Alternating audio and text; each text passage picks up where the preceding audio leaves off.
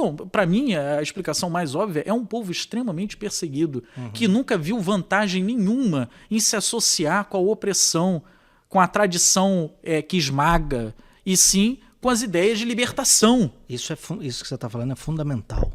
Pois é. E tem uma implicação política ao longo poderosa. Da história, o estereótipo do judeu, esse que eu apontei, que era apontado como parasita, usurpador, etc., por causa da questão financeira, que eram donos de bancos e tudo mais, mas há um outro paralelo também. O judeu sempre foi visto como o esquerdista, o cara que é extremamente progressista, o liberal, como diriam nos Estados Unidos, aqui no Brasil seria esquerdista, né?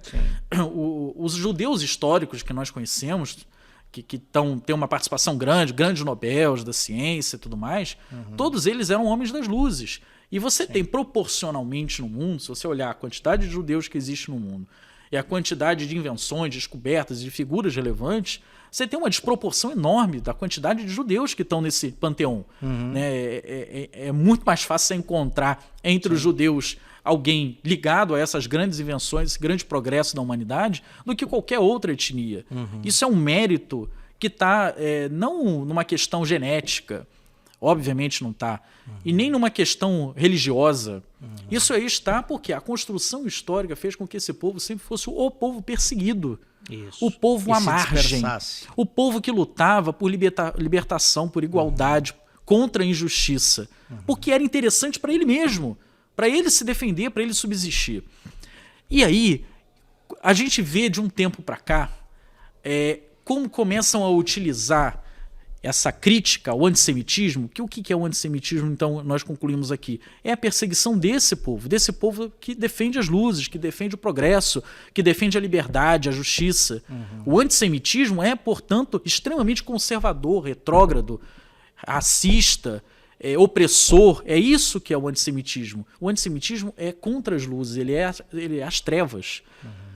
Mas, curiosamente, de um tempo para cá, a gente vê uma tentativa do sionismo de associar o semitismo, o judaísmo, com a opressão, a perseguição, o racismo, a colonização, o apartheid, o que é um paradoxo, é uma coisa completamente contraditória com a história do que é do que é o judaísmo e do que é o semitismo. E liberais utilizando muito esse argumento, eu vi uma pesquisadora, né, utilizando esse argumento de uma forma explícita, né, inclusive evocando essa tradição, nesse sentido que você está falando, como um dado que corroborava a superioridade, né, do Estado de Israel.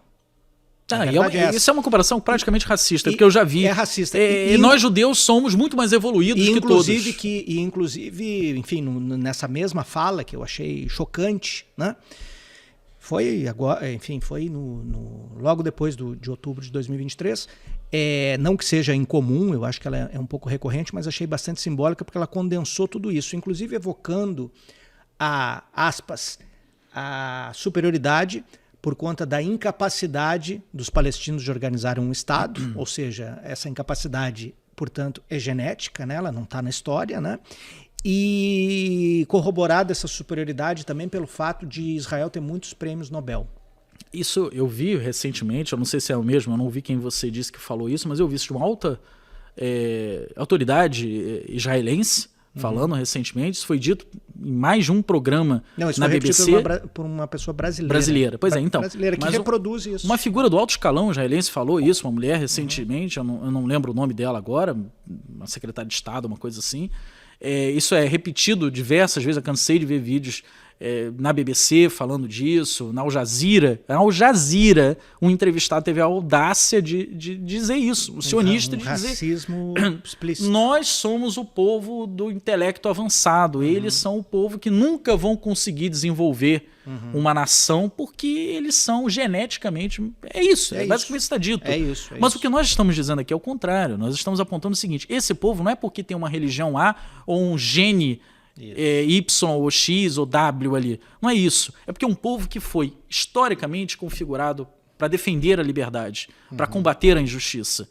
E aí não é mais do que um paradoxo, é uma contradição. Ser aberto ao mundo. Quando você tenta associar esse povo a um movimento e tentar transformar a palavra que simboliza esse povo na palavra que simboliza o movimento. Isso. E aí qual a palavra que nós estamos falando? O sionismo. O sionismo é um movimento político. Como qualquer povo pode ter N movimentos políticos.